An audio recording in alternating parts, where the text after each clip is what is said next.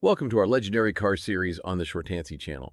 Today we're embarking on a deep dive into an automobile that, well, it didn't just define a segment, it really redefined an entire brand. The Bentley Continental GT. This isn't just about a luxury car, it's a testament to some pretty audacious vision engineering prowess and how one single model pulled an iconic marquee back from, well, the brink, really. It reshaped its future and found surprising success, especially in a rapidly evolving market like China. So our mission for this deep dive is to truly unpack the Continental GT's surprising influence on Bentley's global comeback. We'll dissect its unique market positioning, trace its remarkable engineering evolution through the generations, and peek at its inevitable path towards an electrified future. And what's particularly striking here, is how Bentley didn't just ride the waves of change. They strategically leveraged massive shifts in global consumption, the critical role of innovation, to really redefine their brand identity. This deep dive is really about understanding how a heritage luxury brand adapts to entirely new demands. It proves that even in the most traditional industries, well, evolution is absolutely key. Okay, so to truly appreciate the Continental GT's impact, we first need to set the stage. And nowhere is that stage more dramatically set than in China. If you look at the broader economic environment, the Chinese auto market in 2019, the overall market actually fell by 7.8%. It's a pretty significant decline for any industry, right? It indicates a challenging period. But here's where it gets really interesting. Despite that overall decline, the luxury car market in China actually defied gravity. It grew by a robust 7.6% compared to 2018. And if we connect this to the bigger picture, this growth wasn't just accidental. It was driven by what's been called a new round of consumption upgrading. This led to fundamental shifts in who's buying and, maybe more importantly, why they're buying. Right, and that shift in consumer behavior is part of a longer evolution, isn't it? China's actually experienced several distinct consumption upgrading phases since 1978. Early on, it was about acquiring basic necessities. Then by the late 80s and 90s, the focus shifted, to household appliances, more high-end durable goods. But this latest wave, the one supercharged by new tech like cloud computing, big data, IoT, it's fundamentally different. It's about a shift toward quality, unique experiences, self-expression, extending beyond just material goods. Exactly. It moved towards service-oriented and even sort of spiritual needs. So this raises an important question. What specific impact did this consumption upgrading have on the luxury auto market? Well, it created an incredible opportunity, the emergence of a new, wealthy class, largely born in the 80s and 90s. Now, this group has significantly higher consumption power, sure, but more importantly, they have really distinct luxury preferences. What's truly insightful here is that this new wealthy class isn't just buying a luxury car for, old school status. They're seeing it as an extension of their personal brand, a canvas for self-expression. Unlike older generations who might just prioritize established prestige, this group is willing to pay a premium for a car that reflects their unique story. And it wasn't just new money entering the market either. China's auto market also entered what they call a replacement cycle, which really benefited high-end brands. As basic car ownership needs had largely been met, ordinary cars struggled to meet those more advanced demands. Things like serving as a vehicle for socialization, a means of expressing individuality, or a tangible symbol of personal achievement. Precisely. The challenge for luxury brands became showing qualities, let's say, richer than the product itself. A luxury car isn't just the technology or the materials anymore, it's brand value, it's a lifestyle statement, it's a cultural tone. And this meant shifting marketing strategies to spiritually satisfy those aesthetic and value recognition needs, moving beyond just the physical product to something deeper. Bentley's journey in China during this time is truly remarkable. When they first entered the market back in 2002, they sold just 41 cars. 41. Fast forward to 2019, and China had become Bentley's third largest single market globally. That kind of growth, from almost nothing, it's a powerful indicator of their success, wouldn't you say? Absolutely. And the Continental GT was absolutely central to this success. In 2019, it was Bentley's best-selling model in China. Sales were up an astounding 54% year-on-year. This success clearly highlights its incredibly effective market positioning. It tapped directly into those consumption upgrades we talked about. It catered perfectly to that emerging luxury buyer. Okay, so with this understanding of the market shift, the logical next step is to ask, who exactly is the person driving a Bentley Continental GT in China? Let's try and paint a picture of their target customer, starting with geography. You'd find a high probability of buyers in the eastern coastal regions and those major provincial capitals like Beijing, Shenzhen, Shanghai, Chengdu, largely driven by higher per capita income in those areas, naturally. Now, when it comes to age, this is interesting. Most purchasers are surprisingly young. Online interviews showed 72% are between 25 and 35 years old. These younger consumers are actively seeking personalization, which is a distinct difference from older wealthy groups who might just prioritize, price or the established brand name. Now, what's fascinating here is how Bentley accurately identified and targeted this new wealthy class. Yeah. These are people who desire not just a luxury car, but a personality expression, a stylish image for their private vehicle. It's not just about the car itself, it's about what that car lets you express about yourself in this, rapidly evolving social landscape. Digging a bit deeper into the demographics then. Purchasers are primarily male, which makes sense. The Continental GT does have that emphasis on sporting performance, the driving experience. In terms of income and occupation, well, this is, of course, the richest class. We're talking individuals with annual incomes generally around, 1.4 million USD. Occupations include leaders in various industries, successful entrepreneurs, the second-generation rich, and increasingly some executives and even freelancers are getting into this bracket. Those online interviews with 50 purchasers, they showed 60% are from emerging industries like IT and finance. Others mainly family business successors. And their education level is also quite notable, isn't it? Most have higher education, and many have international study or work experience. This tends to foster unique insights and tastes that go beyond just brand or price. It aligns perfectly with their desire for personalization, for something that truly speaks to their unique perspectives. Absolutely. Yeah. And their social status reflects that. Typically successful individuals, strong appeal, respected in society, capable of a sort of celebrity effect among their peers. As for lifestyle, well, given the Continental GT is this ultra-luxury convertible with sporting performance, it's kind of the obvious choice for outdoor sports enthusiasts pursuing a healthier lifestyle, perhaps. And personality-wise, these are rational, realistic consumers. They're not just blindly worshiping luxury goods. Instead, they're focused on whether a luxury product meets their unique tastes and aesthetics. They demand prominence and personalization.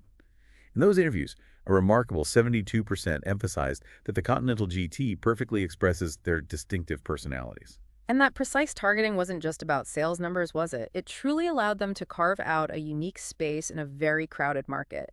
It helped differentiate themselves from the more, let's say, traditional luxury players. So how does the Bentley Continental GT strategically position itself against rivals in this competitive market, especially with this new discerning audience in mind? Right. If we connect this to the broader competitive landscape. While competitors like Rolls-Royce certainly target social elites, they haven't quite broken that stereotype, have they? They still appeal mainly to a more mature, maybe elder, upper-class individual. The Continental GT, with pricing comparable to some top luxury convertibles like the Benz S500 Coupe, which is around, 200 to 223 million RMB, it stands out precisely because it appeals to that younger, personality-driven demographic. It offered something fresh, something different, in a market often dominated by established, more conservative choices. And one of the key differentiators, which plays right into that desire for uniqueness, is customization.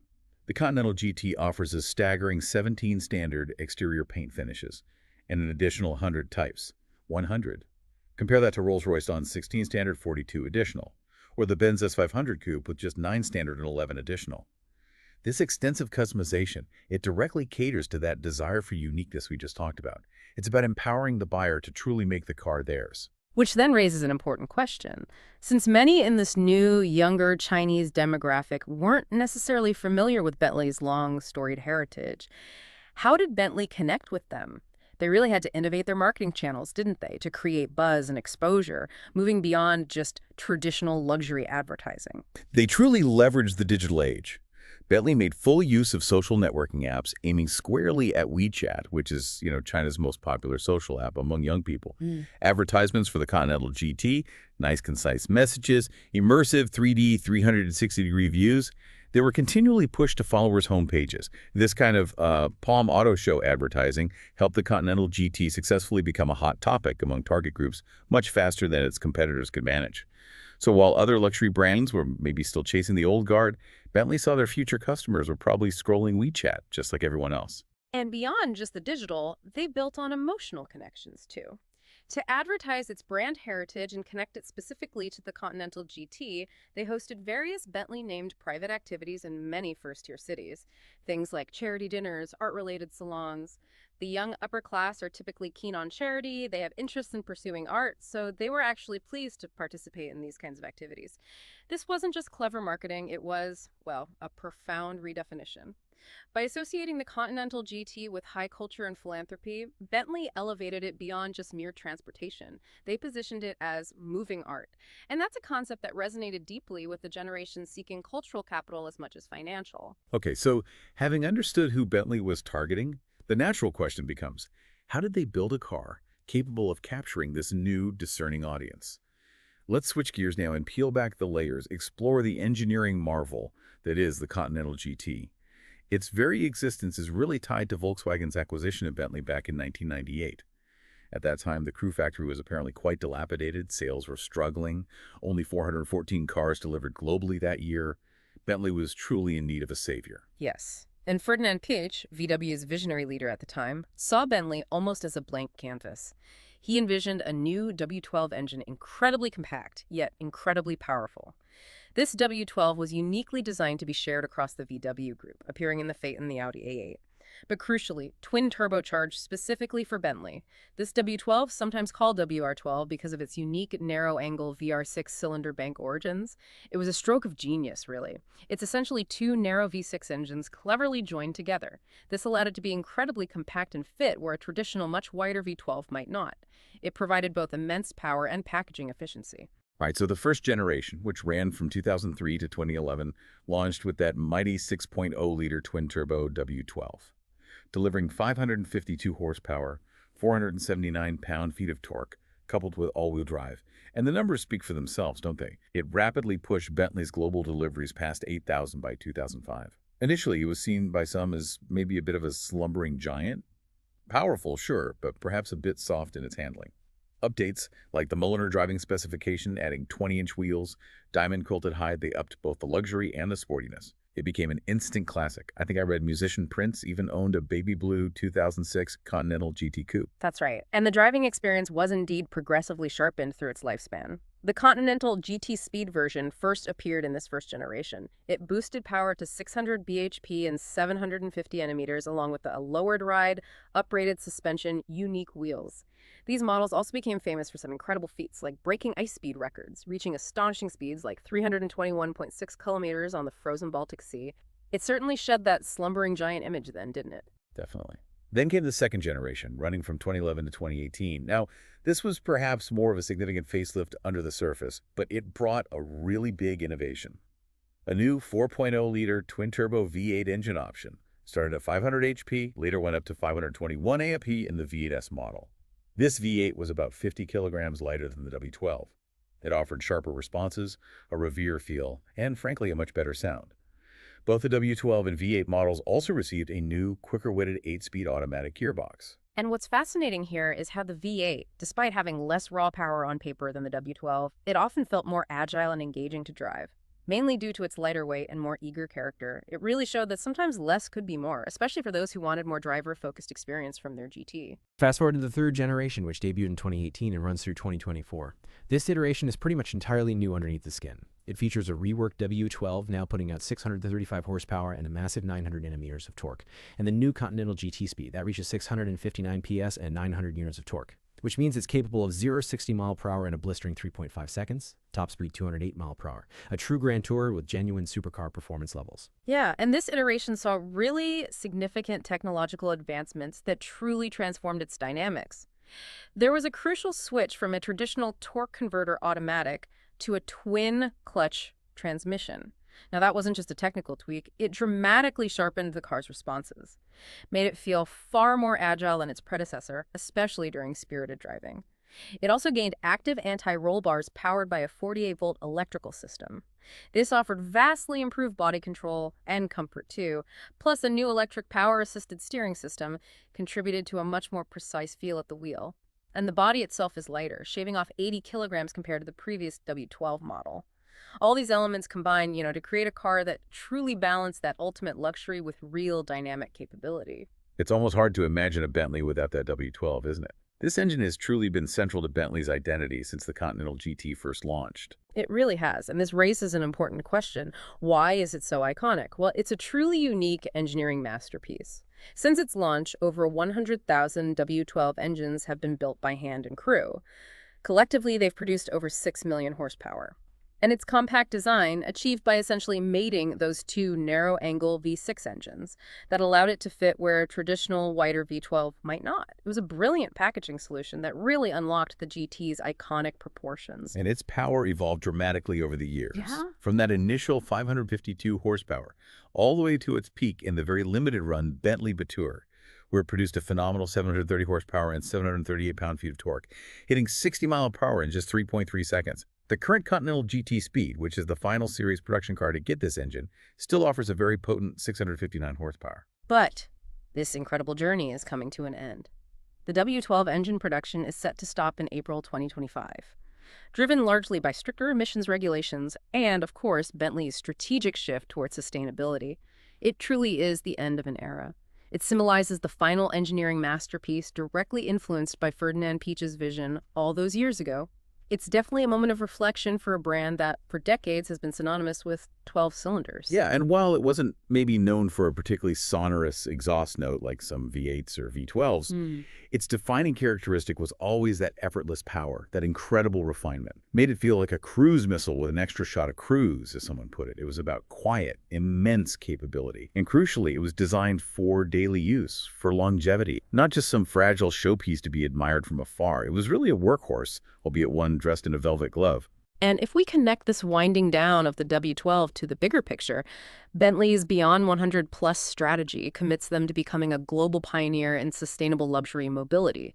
They are rapidly transitioning to electric power, embracing a future that will look radically different from their W12-powered past. And we can already see that transition happening, can't we? The Flying Spur and Bentayga are already available as hybrids, and the Continental GT and GTC are next in line for hybrid powertrains. It seems like a measured, strategic shift towards electrification rather than just an abrupt jump. Absolutely. And this commitment, it extends far beyond just the powertrains. It goes right into their manufacturing as well. Their Crew factory uses 10,000 new solar panels. That's on top of 20,000 already installed. They've shifted to renewable-only energy sources, implemented water recycling in the paint shop, with a goal to cut the factory's environmental impact by 75% by 2025. That's ambitious. They're even exploring greener alternatives to petrol, like that prototype Flying Spur hybrid that recently drove around Iceland powered only by clean electricity and fuel made from waste straw. Apparently, that cut CO2 emissions by 45%. It shows a really holistic approach to sustainability. Yeah, they're even looking at making the electric vehicles themselves greener through innovative projects. The RARE project, for example, explores recycling magnetic material from old hard drives for motors. And the ACTPS project aims to create magnet-free e-axles, which is quite cutting edge. They're also integrating sustainable materials into special editions, like the Flying Spur Hybrid Odyssean edition, that uses beautiful wool fabrics in place of some leather and open-pore veneers from sustainable sources. It's about reinventing luxury itself, not just the propulsion system. So the W12 and even the V8 engines, they won't be around much longer as Bentley moves inexorably towards full electrification. It signals a truly radical shift for the brand and potentially for the entire future of high-end luxury motoring. It's an exciting, if perhaps somewhat bittersweet, transition to watch. So as we look to the future, the Bentley Continental GT story is really one of audacious vision and relentless evolution. It truly saved a company, it reshaped a market, and it defined a whole new kind of luxury performance. As Bentley prepares to shed its iconic W12 for an electrified future, perhaps the biggest question is this: how will the very essence of grand touring adapt? How will it feel with the silent, instant torque of electric power? And what new form of uniqueness will luxury consumers seek then when the deep roar of the engine is replaced by a whisper? Yes, we have come to the end of our Short Tansy podcast today. Don't forget to subscribe to Short Tansy channel and like our video. See you in the next episode.